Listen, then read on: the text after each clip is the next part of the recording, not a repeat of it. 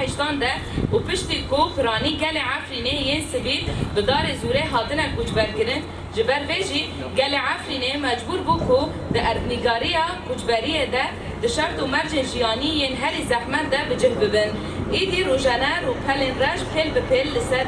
سر گل عفرینی ین لعفرینه مانه جد اسپیکا داگر کرن عفرینه و حیا روژا ایرو تفرز کرن بکریارن کرد و هوانه و بمپیکرن تجمروفاهی به آرمانجا ترکرن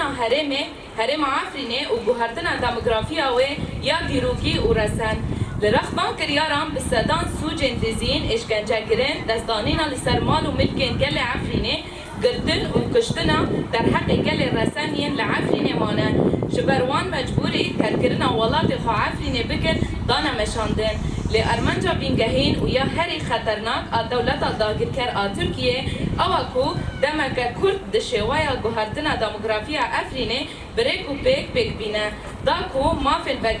مافل بگره گل عفرینه لوار باف و گالان جهوله راکن او گلن بیانی ین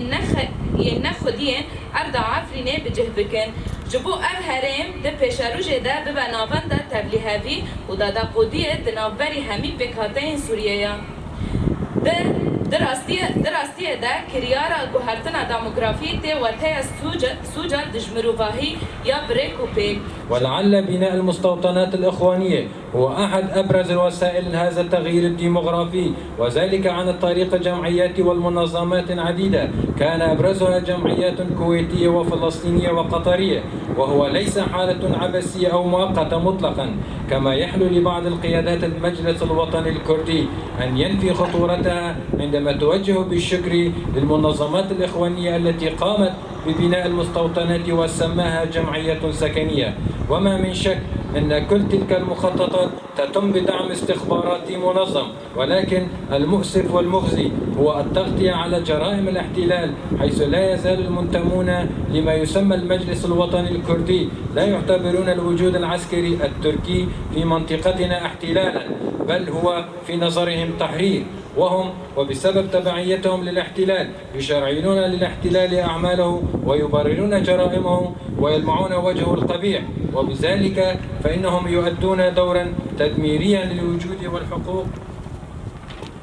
شعبنا ويشكلون غطاء سياسيا لممارسات الاحتلال عبر تبرير تلك الجرائم أو إنكارها أو القول بأنها مبالغات إعلامية أو وصف الجرائم مرتزقة الاحتلال بأنها أعمال فردية. إننا نازحي عفرين في مخيمات الشهباء نستنكر أعمال التغيير الديمغرافي في عفرين التي تشكل الجريمة بحق الإنسانية، كما نستنكر تشجيع تلك الجرائم من قبل المجلس الوطني الكردي، كما إننا نعلن استمرارنا في مقاومتنا ونضالنا حتى العودة المشرفة لعفرين. برخودانا عفريني